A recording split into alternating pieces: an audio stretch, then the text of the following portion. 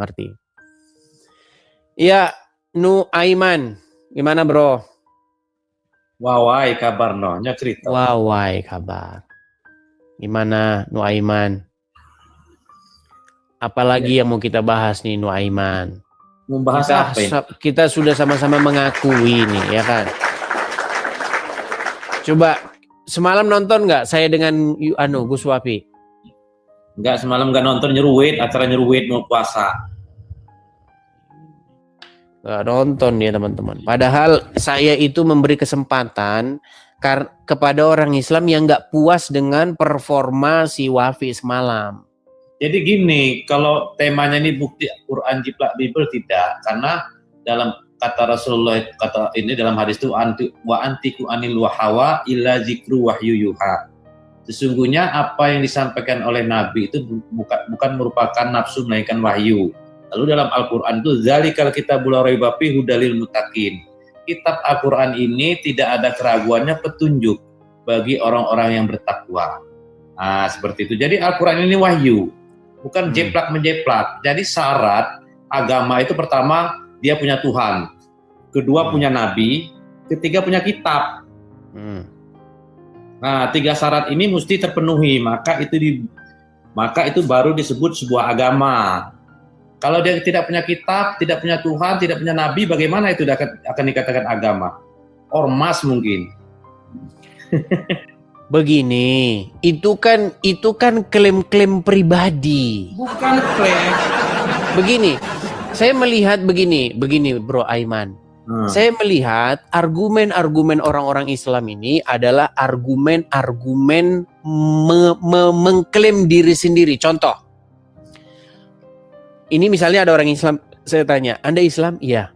Kenapa Al-Quran itu benar? Ya karena tertulis di dalam Al-Quran bahwa Quran itu benar. Al-Quran itu dikatakan benar karena dia kalam Allah. Ini logika macam apa? Contohnya Quran begini loh. Al-Quran itu benar begini. Ini logika orang Islam nih. Al-Quran itu benar karena kata Al-Quran itu benar. No, enggak, itu ini apa itu omongan orang yang kita ngapain diskusi kalau begini caranya? Jadi gini Bang, ini ya Edis. Kalau kami orang Lampung nyebut abang tuh kiai, jadi di bawah-bawah ini supaya paham. Jadi gini, kenapa orang Kristen meyakini Bible itu benar? Karena mereka meyakini itu firman dari Tuhan. Kenapa bukan umat seperti Islam itu? Al-Quran itu bukan benar? seperti Karena itu. umat Islam meyakini itu firman Allah. Bukan seperti itu. Gini, sesuatu itu benar ketika sesuatu itu bersesuaian dengan apa yang terjadi. Ya, betul.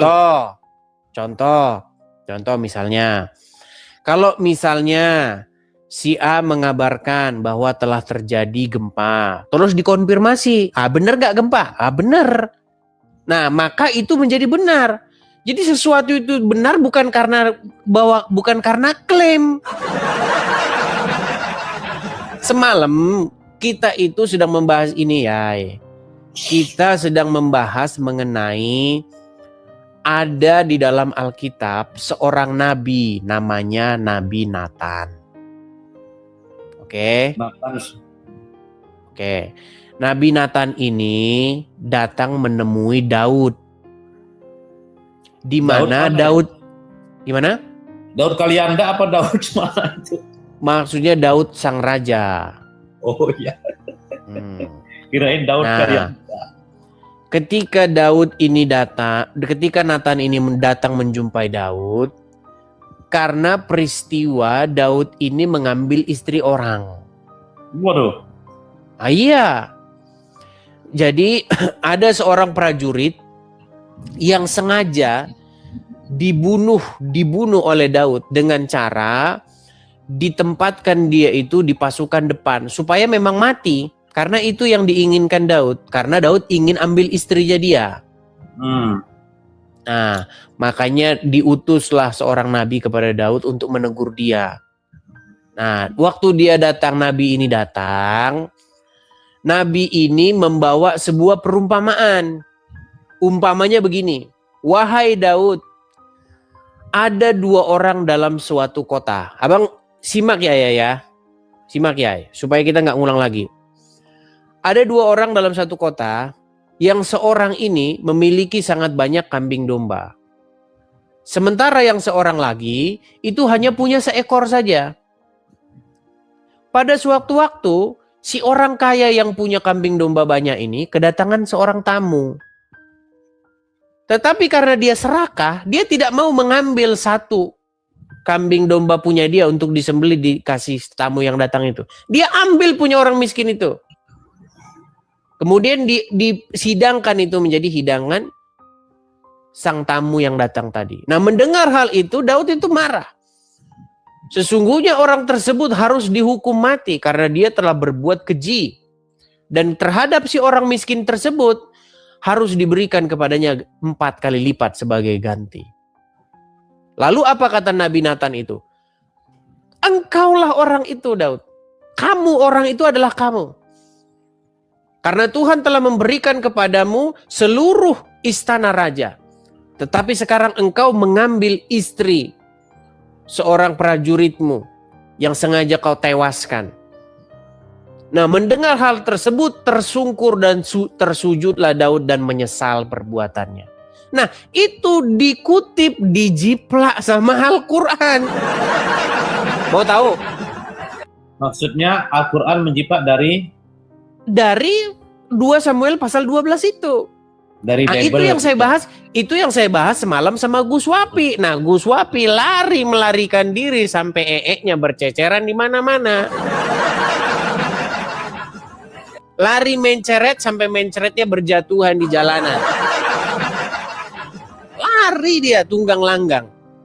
Nah, tetapi ketika Al-Quran melakukan plagiatisme itu, kita bisa menemukan kenapa Al-Quran bisa melakukan plagiatisme. Saya kasih contoh ayatnya ya. Oke, bukan surat apa banyak. itu? Baik. Kita inikan dulu ya. Sebentar.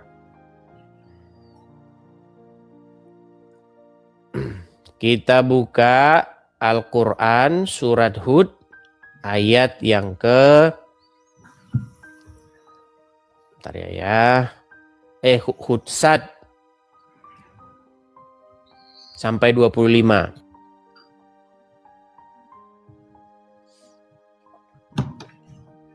Surat Sad ayat 21 sampai 21 sampai 25.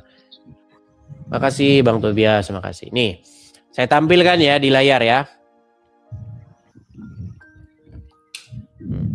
Kiai boleh cross check di sana. Ini saya tampilkan di kamera biar teman-teman lihat nih. Surat Sad.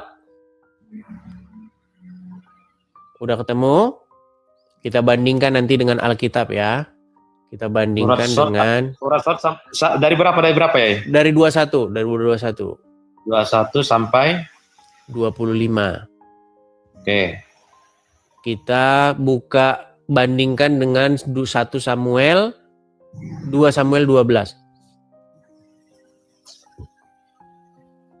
Pasal yang ke-12.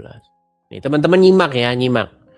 Dari sini saja kalau kita mau jujur, itu orang akan berbondong-bondong meninggalkan agama Islam. Nah, sambil Kiai buka di sana, ini saya ini kan bacakan di sini nih. Tuhan mengutus Nathan kepada Daud. Ia datang kepada Daud dan berkata kepadanya, ada 2 orang dalam satu kota, yang seorang kaya, yang lain miskin. Si kaya mempunyai sangat banyak kambing domba dan lembu sapi. Si miskin tidak mempunyai apa-apa selain daripada seekor anak domba betina yang kecil yang dirawat dia sendiri nih. Pada suatu waktu, orang kaya itu mendapat tamu dan ia merasa sayang mengambil seekor dari kambing dombanya atau lembunya untuk memasaknya bagi pengembara yang datang kepadanya itu. Jadi ia mengambil anak domba betina kepunyaan si miskin itu tadi dan memasaknya bagi orang yang datang kepadanya itu. Lalu Daud menjadi sangat marah karena orang itu dan ia berkata kepada Nathan, demi Tuhan yang hidup, orang yang melakukan itu harus dihukum mati. Dan anak domba betina itu harus dibayar gantinya 4 kali lipat. karena ia telah melakukan hal tersebut dan oleh karena ia tidak melihat belas kasihan. Kemudian berkatalah Nathan kepada Daud, engkaulah orang itu. Beginilah firman Tuhan Allah Israel. Akulah yang telah mengurapi engkau menjadi raja atas Israel, dan akulah yang melepaskan engkau dari tangan Saul. Telah kuberikan isi rumah tuanmu, dan seterusnya ya. Nah ini dijiplak sama kitabmu ini. Perhatikan, surat Shad ayat yang pertama. Dan adakah sampai kepadamu berita orang-orang yang berperkara ketika mereka memanjat pagar? Nah, kata-kata memanjat pagar ini nanti jadi masalah. Ketika mereka masuk menemui Daud, lalu ia terkejut karena kedatangan mereka. Mereka berkata, janganlah kamu merasa takut. Kami adalah dua orang yang berperkara. Yang seorang dari kami berbuat zalim kepada yang lain. Maka berilah keputusan kepada kami dengan adil, dan janganlah kamu menyimpang dari kebenaran, dan tunjukkanlah kami ke jalan yang lurus. Nih, sesungguhnya saudaraku ini mempunyai 99 ekor kambing betina, dan aku mempunyai seekor saja. Maka dia berkata, serahkanlah kambingmu itu kepadaku, dan dia mengalahkan aku dalam perdebatan. Daud berkata, sesungguhnya dia telah berbuat zalim kepadamu dengan meminta kambingmu itu untuk ditambahkan kepada kambingnya. Dan sesungguhnya kebanyakan dari orang-orang yang berserikat itu, sebagian mereka berbuat zalim kepada sebagian yang lain. Kecuali orang-orang yang beriman dan mengerjakan amal soleh. Dan amat sedikitlah mereka ini. Dan Daud mengetahui bahwa kami mengujinya. Maka ia meminta ampun kepada Tuhannya, lalu menyungkur sujud dan bertaubat. Yai, Kiai jujur dulu Yai. Melihat sebuah kemiripan? Ya. Oke. Begini Yai, kenapa saya katakan yang di dalam Al-Quran ini menjiplak Yai? Pertama, kalau kita lihat di sini, di dalam surat Shad ayat yang ke-21,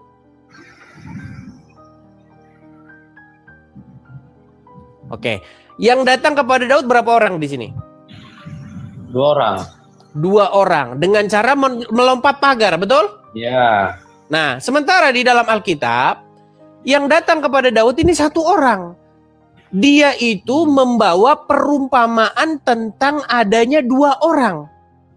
Ngelihat bedanya? Nah, yang dibawakan ini adalah sebuah umpama. Ya kan? Tuhan mengutus Nathan kepada Daud nih. Ada 2 orang dalam satu kota, yang seorang kaya, yang seorang miskin.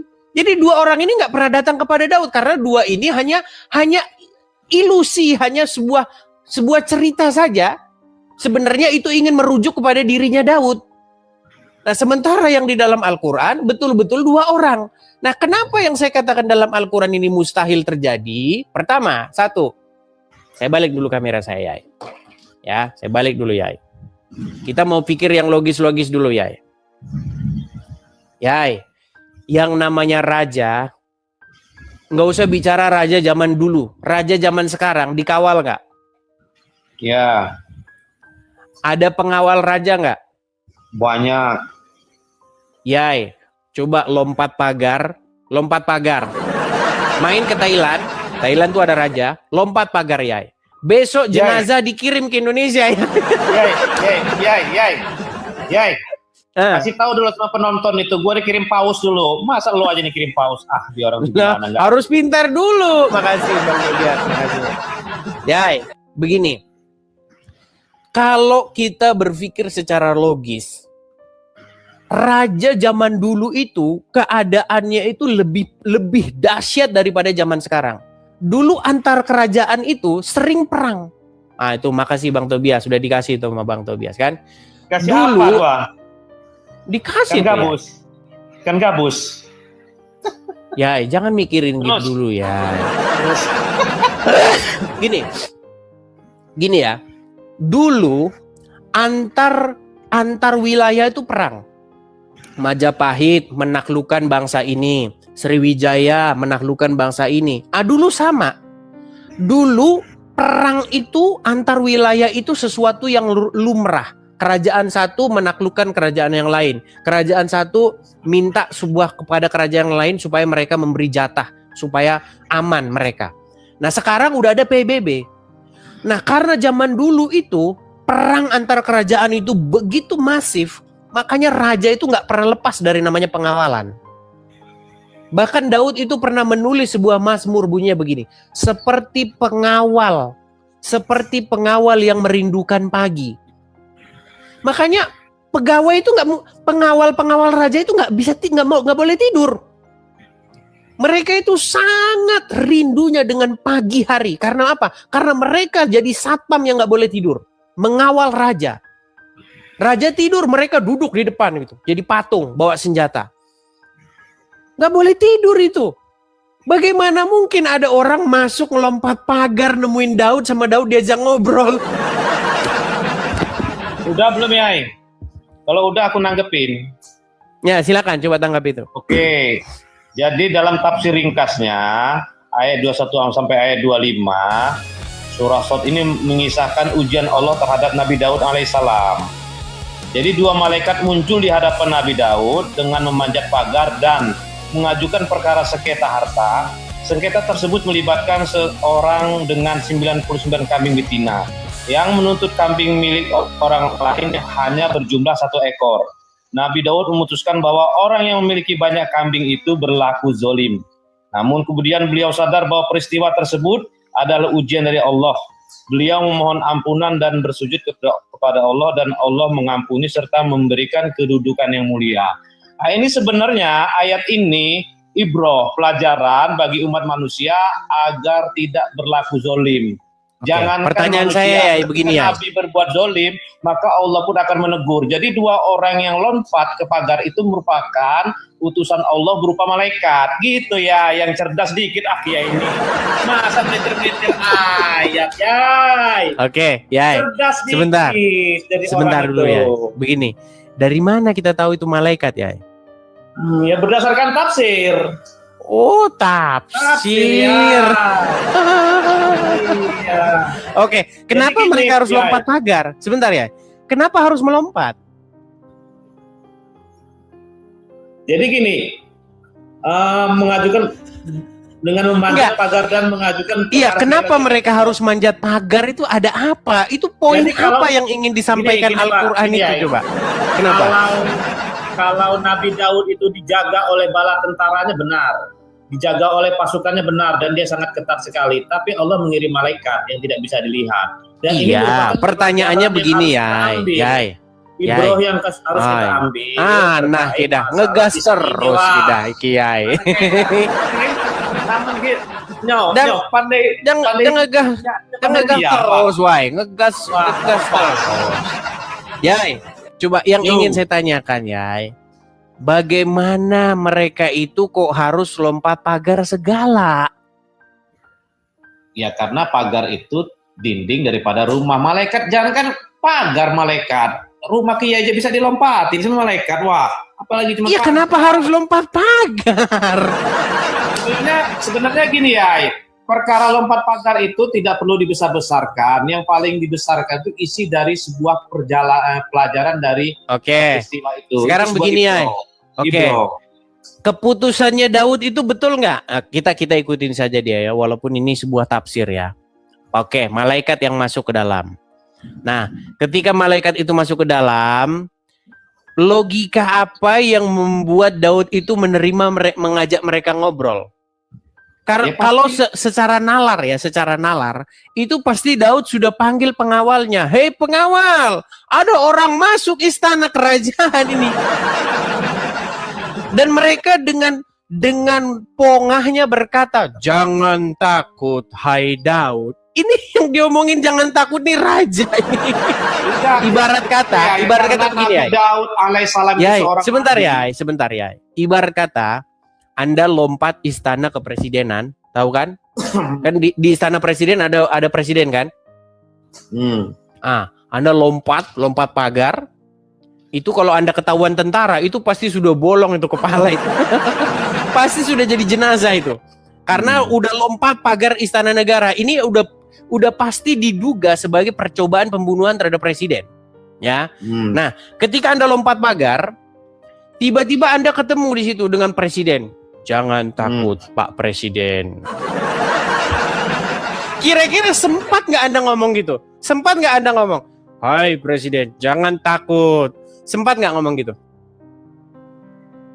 Jadi Makanya gini, saya kalau bilang malaikat, ya, nggak masuk akal cerita yang ada di Quran itu ya. gini, bentar ya, sedikit aku boleh kan kayak ngomong terus gantian dulu, wah, Vice Brian. Nah, jadi kan itu Nabi Daud alaihissalam itu dia pasti paham siapa yang datang.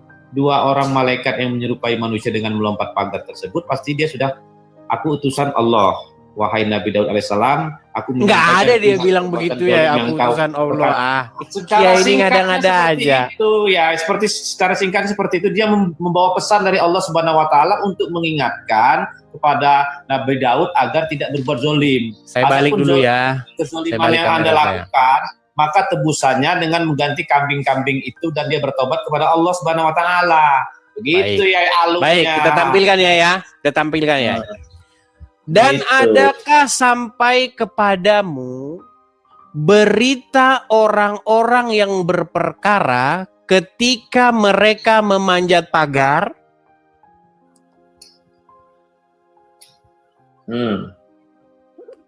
Ketika mereka masuk, jadi benar-benar dua orang ya. Jadi nggak ada di sini dikatakan malaikat ya, nggak ada.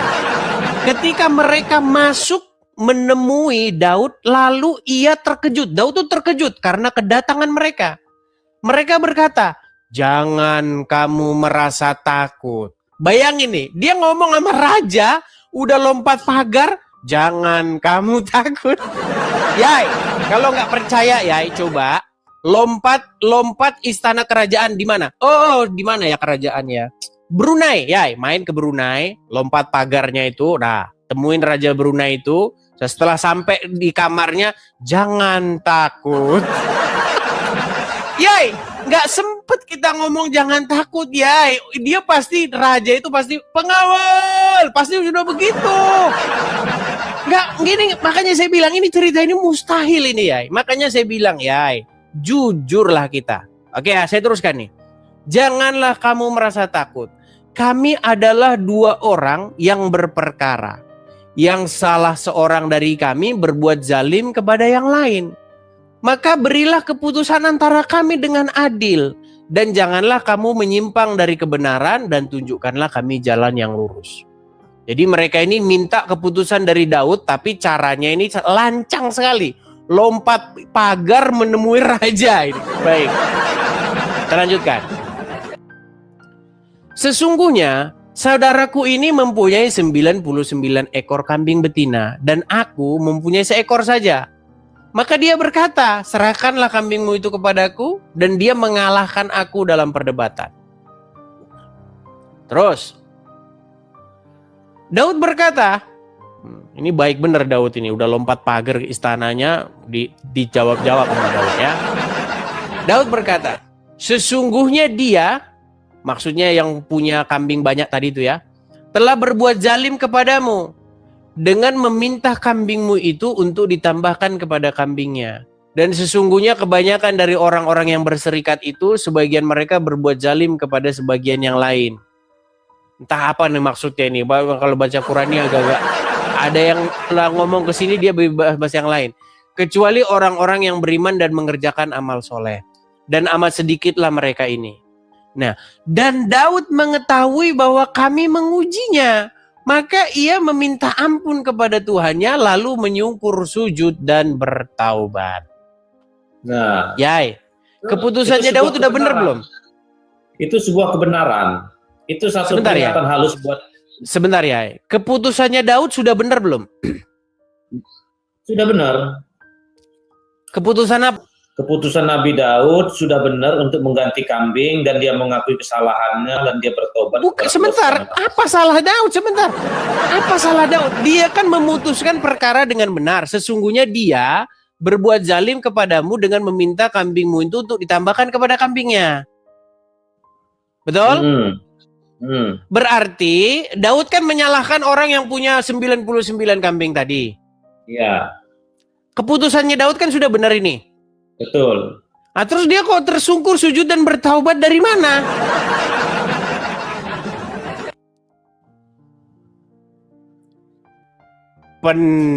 Paniang palambo paniang. Artinya gini, itu teguran dari dua malaikat yang menyamar manusia, mengingatkan kepada Ditegur apanya? Apanya yang ditegur? agar tidak tergesa-gesa dalam memutuskan perkara. Mana di sini tergesa-gesa? Nah, Hidayah. Sehingga Nabi Daud mengakui dan dia bertobat Sagau kepada Niko. Allah Subhanahu wa Mana Ta'ala. nggak ada di sini ya? Mana di sini dia tergesa-gesa mana Itu ya? Wah. Nah, Kedah. Tergesa-gesa Nah, yang ayat ini mana? menjelaskan, Kedah. mengisahkan ya kepada Nabi Daud ya, mengampuni Nabi Daud atas tergesa-gesanya dalam memutuskan perkara. Nah, gitu. Mana tergesa-gesa kita? Nah, oke ya. Kita gini saja ya. Saya gini aja ya. Sebentar. Saya Artinya bacakan. kan, Saya apa yang dia bacakan sampaikan gini. itu perlu ditafsirkan. Ya, makanya begini ya. Itu. Makanya begini. Sebenarnya kalau kita mau berpikir secara logis ya, ini kita jujur-jujur aja. Ya, kisah itu diambil dari sini ya. Ya. Ini di dalam 2 Samuel pasal 12. Terus kalau dua orang manusia itu di situ apa dalam tafsirnya? Malaikat apa orang itu? Baik, saya bacakan ya. Di situ. Tuhan mengutus Nathan kepada Daud. Nathan sama Daud ini memang berteman mereka ini. Ya, baca sebelum-sebelumnya mereka berteman ini. Tuhan mengutus Nathan kepada Daud. Ia datang kepada Daud dan berkata kepadanya, ada 2 orang dalam satu kota, yang seorang kaya, yang seorang miskin. Si kaya mempunyai sangat banyak kambing domba dan lembu sapi. Si miskin tidak mempunyai apa-apa selain daripada seekor anak domba betina yang kecil, dan seterusnya.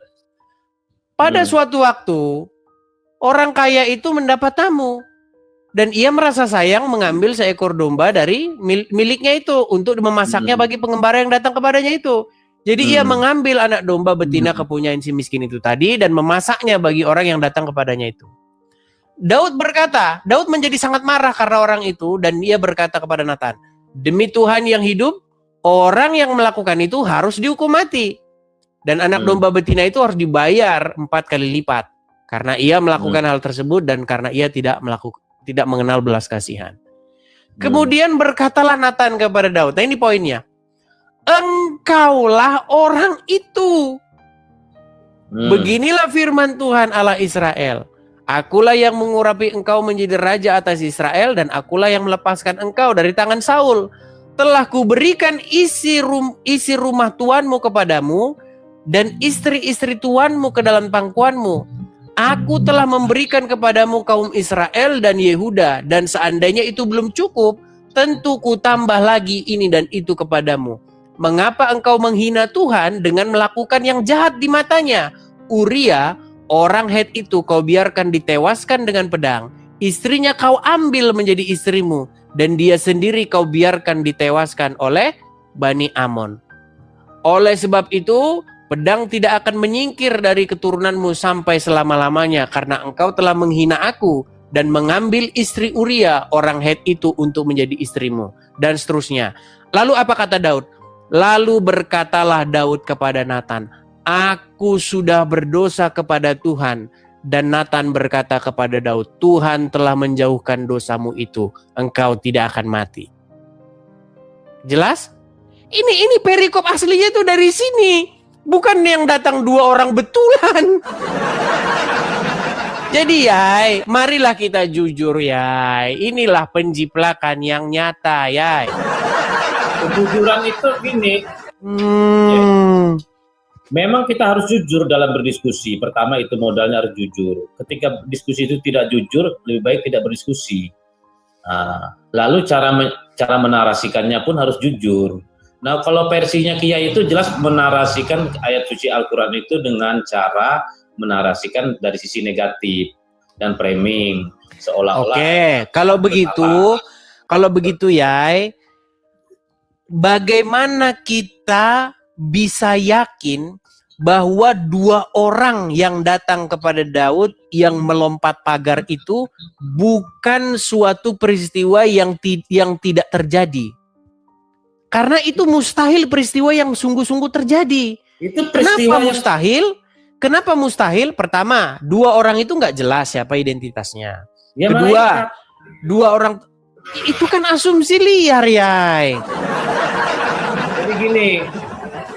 Jadi gini ya, artinya itu kita harus merujuk kepada tafsir Imam Ibnu Katsir, bagaimana itu diterangkan ayat 21 sampai 25. Ternyata 2 orang itu Allah utus manusia yang berbentuk malaikat untuk mengingat. Kalau menurut tafsir itu dijelaskan katanya perihal perzinahan Daud. Nah, berarti kalau menurut tafsir makin menyontek lagi, ya.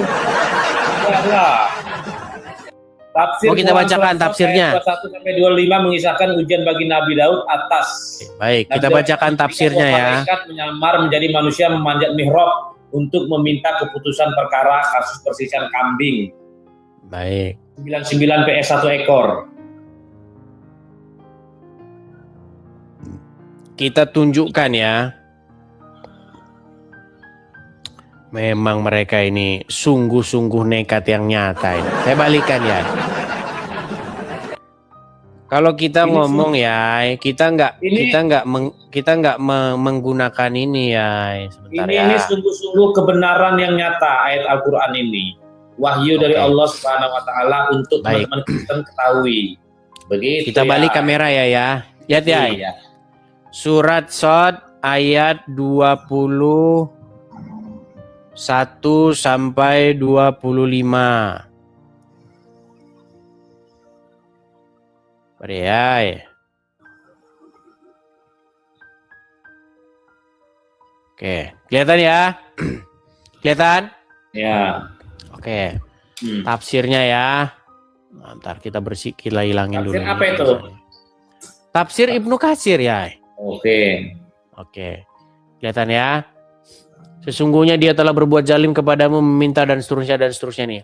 Para ulama tafsir bukan tafsir Ibnu Idris Tipi bukan ya?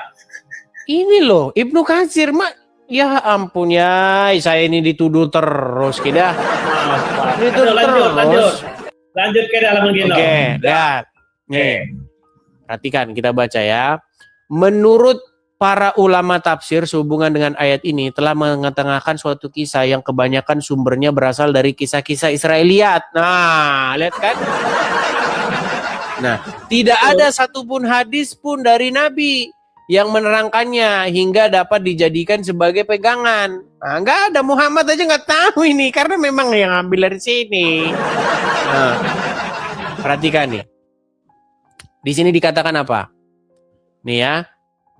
Ia terkejut dan ya tempat kedatangan ini dan seterusnya. Seorang pun masuk menemuinya tiba-tiba dan seterusnya. Telah diriwayatkan dari Ibnu Abbas dan seterusnya bahwa yang dimaksud karena kamu ngujinya dan seterusnya ya. Kita lihat nih. Menurut suatu riwayat nih saya bacakan ya. Nih. Perhatikan ya.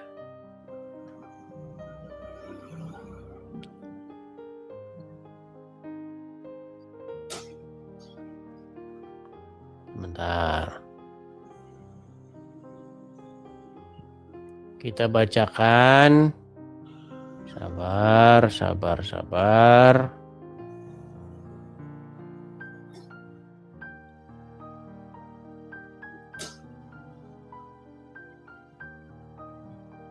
Panjang bener nih tafsirnya ya.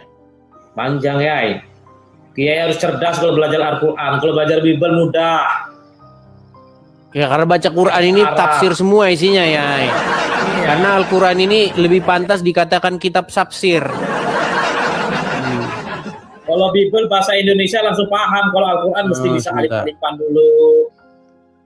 Kalau kayak nggak hafal alif-alifan gimana mau bener ini memahami Al-Quran. Tapi ini yang mau saya sampaikan ya. Yang mau saya sampaikan ini apa dikatakan di sini ya? Para ulama tafsir sehubungan dengan ayat ini telah mengetengahkan suatu kisah yang kebanyakan sumbernya berasal dari kisah-kisah Israeliat. Nah, jelas? Jelas nggak? Nah. Nah, itu. Jadi intinya ya, yang saya mau sampaikan, intinya adalah bahwa apa yang tertulis di dalam Al-Quran tersebut itu mustahil sebagai sesuatu yang bisa kita percaya. Kenapa? Karena itu melanggar yang namanya logika. Pertama, satu, kalau ada orang masuk menemui raja dengan cara melompat pagar, itu boro-boro dia mau ngomong, Yai. Dia sudah pasti dipancung karena dia berusaha melakukan percobaan pembunuhan terhadap raja. Yang pertama. Malaikat. Yai, malaikat itu kan asumsi liar.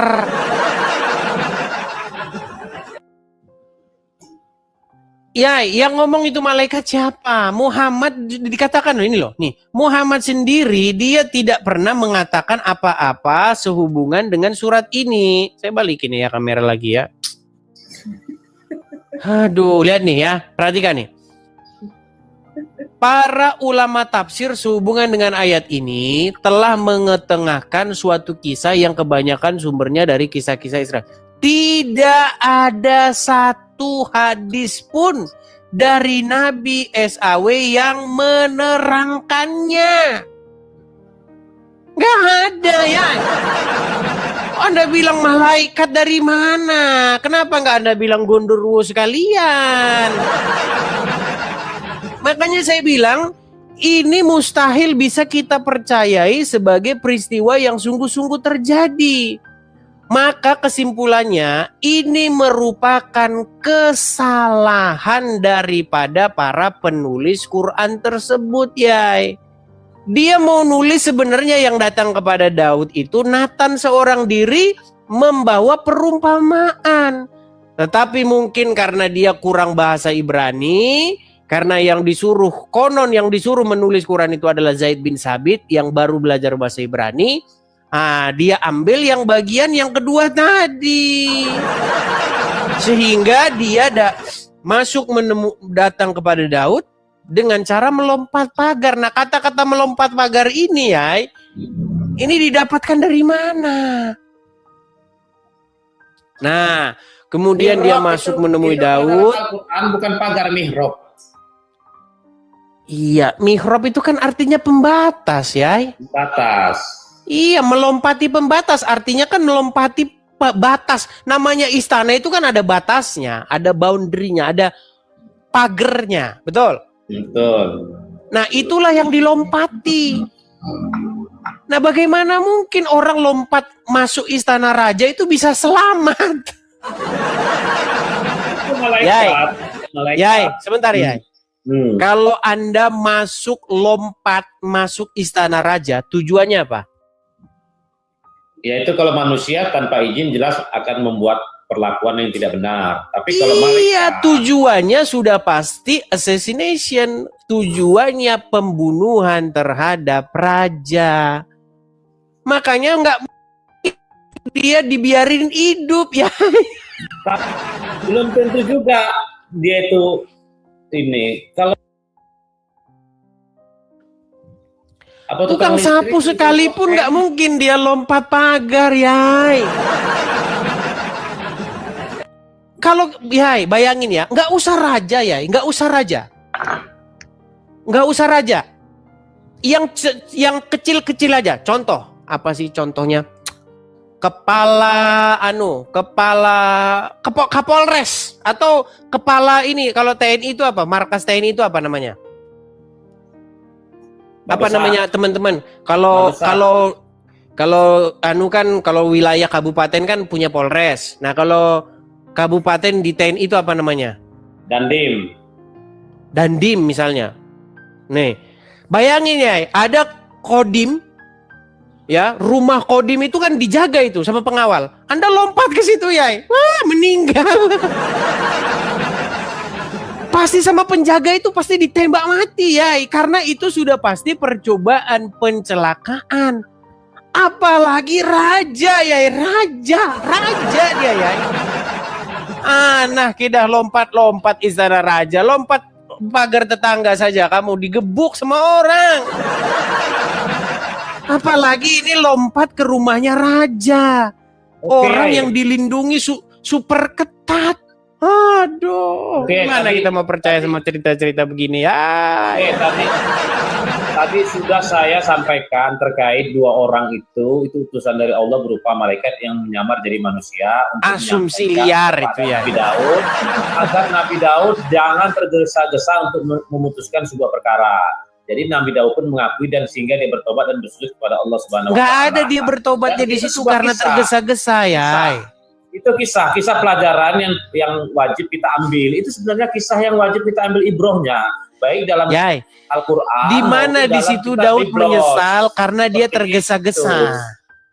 Tergesa-gesa dalam memutuskan perkara. Nah, itu teguran dari dua Bukan malaikat Yai, tersebut. Yai. Daud menyesal bukan karena tergesa-gesa. Daud menyesal karena dia numpain air minumnya tadi itu ya. Dia menyesal karena dia nggak sengaja nendang air minumnya orang itu. Itu menyesal. Jadi itu ya. Jadi gini, sebelumnya aku miyohnya aja woi. Aku miyoh. Miyoh. Sakit teling, nahan miyoh. Jadi gini ay, artinya itulah kitab Al-Quran sebuah kebenaran yang bisa diuji dengan akal dan pikiran yang sehat. Nah, berbeda dengan Bible. Bible itu kontroversi. Ayat Bible satu dengan Bible yang lain bertentangan. Bagaimana manusia dipaksakan menjadi Tuhan. Oke, ay, salam sehat dari Tanah Lampung. Assalamualaikum. Ya udahlah, ya. Salam teman-teman Lampung. Jadi teman-teman sekalian ya, itu tetangga saya dia tuh ya. Lihat nih teman-teman, dari mana lah jalan ceritanya Daud menyesal karena tergesa-gesa? Dari mana? Dan Daud berkata, sesungguhnya dia telah berbuat zalim kepadamu dengan meminta kambingmu untuk ditambahkan kepada kambingnya. Dan sesungguhnya kebanyakan dari orang-orang berserikat itu sebagian berbuat zalim kepada yang lain. Kecuali orang-orang yang beriman dan mengerjakan amal soleh. Dan amat sedikitlah mereka ini. Dan Daud mengetahui bahwa kami mengujinya. Maka ia mana di sini meminta ampun karena tergesa-gesa. Kalau yang nggak ada di sini ya bilang aja Daud menyesal karena dia tidak sengaja menumpahkan air minum orang itu.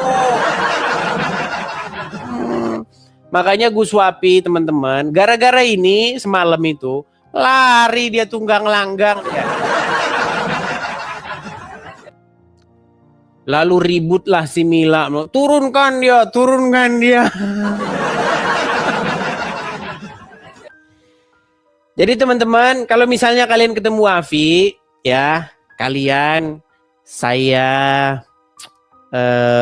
minta tolong untuk mengejar itu, mencecar dia dengan mengatakan bahwa peristiwa itu adalah dongeng-dongeng yang tidak mungkin terjadi karena mustahil itu. Siapa 2 orang itu, tanyakan sama dia. Seperti itu ya teman-teman ya.